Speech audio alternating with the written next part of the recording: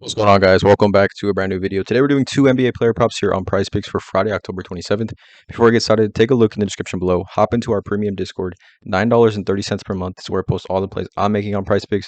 We also have other premium cappers in there as well that post all of their plays, research, and analysis. Overall, it's a super positive community. Everyone in there really is trying to help each other cash. All the members posting their slips, their thoughts, what they're playing that specific day on a variety of different sports. So again, 31 cents per day, link in the description below for that. I also need to mention I'm not a gambling expert and this is not financial advice. These are simply plays I'm personally looking at making, hopefully giving you guys some insight and analysis to then make your own player prop decisions here. Again, no one's pressing submit on those parlays other than yourselves. We have been on a very nice run here with the YouTube videos. We hit on Sunday football, Monday night football, Tuesday NBA, Wednesday NBA, and then last night we hit on Thursday night football. So 5 straight YouTube videos have cashed for us. Drop a like on this video if you've been able to cash any of these plays with me here. But let's get into it. 2 plays for this massive Friday NBA slate. Let's not waste any time. Let's get right into it. So the first play is going to be Jalen Duren, center for the Detroit Pistons. I like his over 22.5 PR, points plus rebounds. Taking a look at this matchup, both these teams, obviously bottom feeders of the league last season.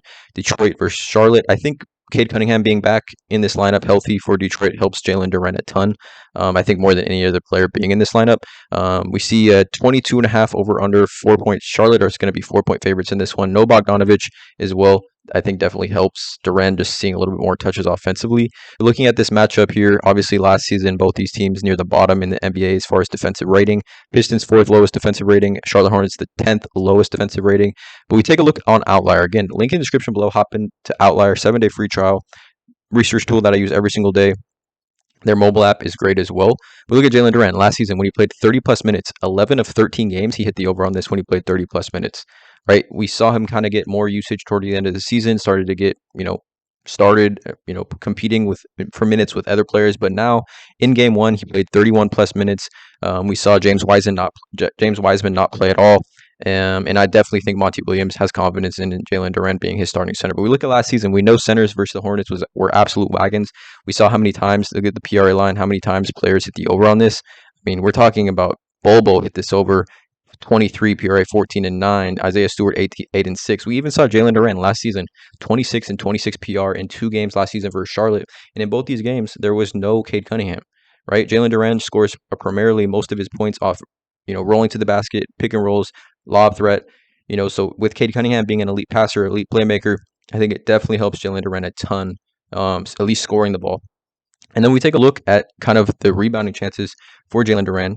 Last season, right, Jalen Duren, and when he started to kind of ramp up his minutes, averaged 16.6 rebounding chances over the course of last season, right? And we look at game 1 of this year, right? We saw Jalen Duren have 23 rebounding chances against an elite defensive center in Bam Adebayo, had 14 total rebounds. But what I like about this is Mark Williams, the center he's facing tonight, had 26 rebounding chances and had 15 total rebounds. So it lets us know that Mark Williams and Jalen Duren will be firmly planted in the paint. And then we also saw Clint Capella, who faced Charlotte in the game 1, had 23 rebounding chances and 13 rebounds. We know Charlotte, even dating back to last season, had struggled, right, overall. Points in the paint. Charlotte, 8th most points in the paint in the NBA last season. We know Charlotte, I think, was number 3 in total rebounds given up to the center position. I just think it's a great spot here for Jalen. I think a little bit too low at 22.5. We saw his hit rate last season, 85% hit rate when he plays 30-plus minutes, and this is about as elite as a matchup you can get. Current odds for this play as well, -133 on Caesars, -120 on BetMGM. I just think, if he stays out of foul trouble, this should be an easy over, given the history of kind of how players have played specifically against the Hornets. I mean, look at the hit rate, guys, for centers. Look at the hit rate. I mean, you saw Jokic and Embiid both had 60-plus PR last season against the Hornets. I just think this is a great spot for Jalen Duren. I think this maybe has a chance to even bump up to 23, in my opinion. So Jalen Duren over 22.5 PR is the first play. Second play is going to be definitely an interesting one. It's going to be an NBA first half prop. It's going to be a PRA prop. And I definitely think, as far as PRA props go in the first half, there's a ton of value, specifically in big men. If you're doing your research, I think big men have a ton of value in the first half, more than guards, just because big men have more rebounding opportunities. They don't necessarily have to rely on assists. But I like John Collins over 8.5 PRA in the first half. So we saw John Collins in game 1 versus Sacramento had 18 PRA, you guys, 18. So we literally need half of what he had in the first game of the season. And he's kind of back to seeing that usage that we saw John Collins have early in his career with the Atlanta Hawks, right? So like he's the starting power forward. He played 17 minutes in the first game of the year. Not really competing for touches with ball dominant guards like Trae Young and DeJounte Murray. No Sadiq Bey, no Clint Capella kind of dominating some touches in the paint as well. Obviously, there's Walker Kessler. Walker Kessler not the offensive player that I think Clint Capella is, and then obviously Lauri Markkanen, and I think him being able to spread the floor helps John Collins a ton as well. But we look at John Collins over on Outlier again. His full game PRA is at 17.5. He's minus 129, minus 125 to go over that line. He finished with 28 PRA full game in that first game of the season versus the Kings. But we look at John Collins, right? 17 minutes in game one, 11, 6, and 1 in the first half. Took 9 field goal attempts, 3 3-point attempts, and made 2 free throws. Had 1 personal foul. Like the only risk here is if John Collins suddenly has 2 personal fouls early in the game, gets a third one in the second quarter, and then he just gets taken out the game. Like that's literally the only risk for these first half player props. But I think he should be good given how most likely the Clippers are going to roll out their lineup. I know Terrence Mann is out, which slides Robert Covington to the 4. Obviously, he's not going to be a ball dominant player, which should limit John Collins in those early fouls. But we take a look specifically at John Collins, right? Let's go back to 2019. Just 2019, right? Now this is obviously a while ago, but take a look. PRA, John Collins' first half PRA game log in 2019 when he logs 15 plus minutes at home. Hit this in every single game back in 2019. Lowest was 11 PRA.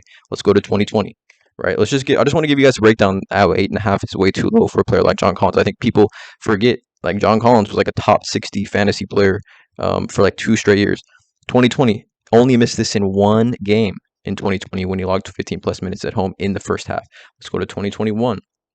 Right, like it's the same sort of narrative, same sort of story here that I'm going to be telling you guys.